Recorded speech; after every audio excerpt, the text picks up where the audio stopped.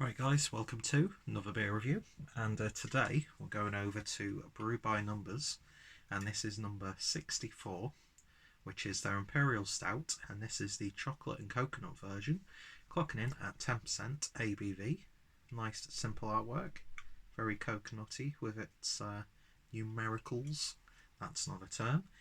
So, a decadent blend of desiccated coconut and lightly toasted cacao nibs, this Imperial Stout is richly layered and sweetly Moorish, a grown-up version of our childhood favourite chocolate bar. Yes, indeed.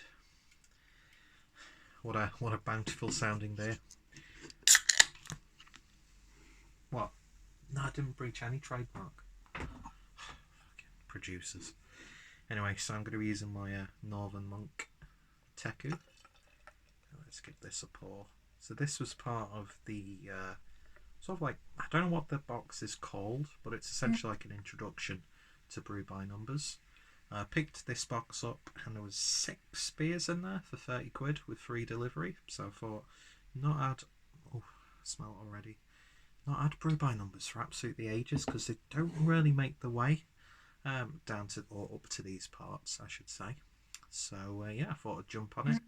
I've already had the 21, which is of course a pale ale, and that was the Simcoe Amarillo Mosaic combo. It was tasting damn good, but I thought I'd just drink it.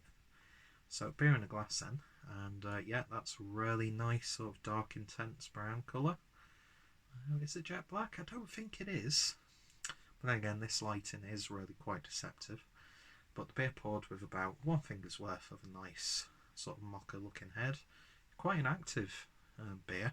Wasn't pouring the thickest, but we shall see. It doesn't always have to be a sludge fest, does it? Anyway, it looks good, so let's give it a sniff.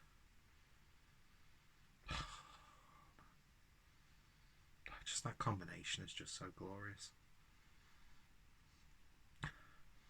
There is a little bit of like an old school Imperial Stout berry character coming through though. Very subtle hint of booziness on the nose, which is refreshing. It smells nice. It's got a bit of that sort of like cola aroma. But yeah, the coconut's not overwhelming by any stretch on the nose, but it's definitely there. And a nice dark chocolate character. Anyway, smells really nice. Let's give it a taste. Cheers all.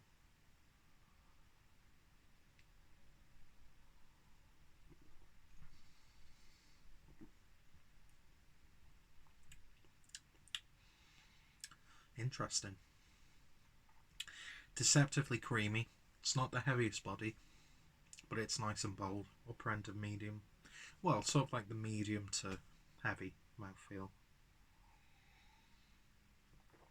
Oh, definitely get that coconut in there though. It's got really sort of like aromatic quality, even though aromatic is to do with smell. It's almost got like sort of like an essence character.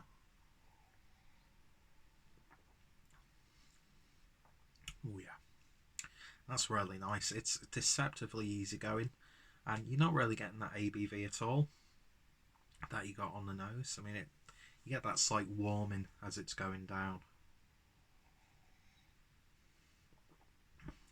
I mean, I'm just going to say it. It's not the most dreamy or decadent coconut Imperial Stout that I've had, but it's still damn good. I think it actually could do with being a little bit heavier on the body. It almost has that sort of body like it's been barrel aged. You know, when it sort of thins down the body slightly. But as I said, not every Imperial Stout has to be an Omnipio-esque sludge fest. But yeah, definitely get that sort of like cola character. It's got like an old school Russian Imperial Stout vibe about it, albeit with the additions of chocolate or cacao and coconut.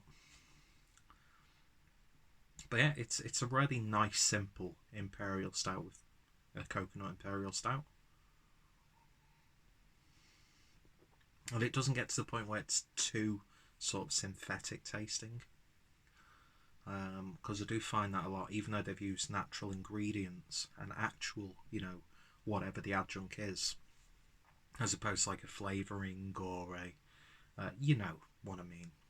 Sometimes it can, if too much is used, it goes to a synthetic character. But this is just, it's like you've got, you know, you get like berry, like fruit mixes, like the dried fruit mixes that you can get from places like Aldi and stuff, where you get the little like flakes of coconut. Sort of reminds me of that, and there is a slight berry-like character to it, but it's not that horrible cherry berry character you get from yeast sometimes in these Imperial Stouts. It's like it's coming from the malts. Really quite sticky on the finish.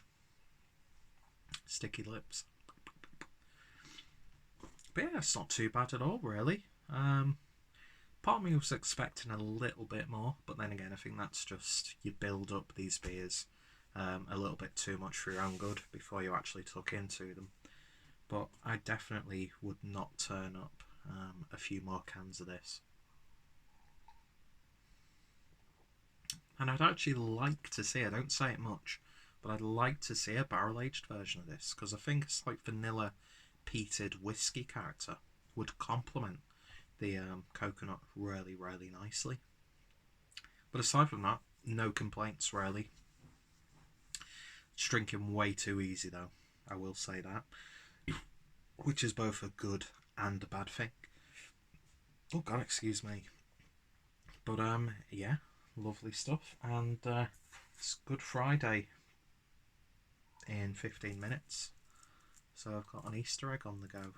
M&M's Easter egg, and the only way you open an Easter egg is like this. There you go, and then you can happily dismantle it. So I think that's going to complement that nicely. In fact, not done a Clueless Eats video for a while. Not really going to class this as a Clueless Eats video, but we shall see what this tastes like with a little bit of it's an M&M's Easter egg. So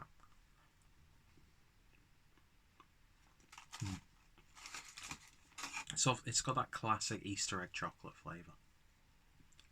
I like that.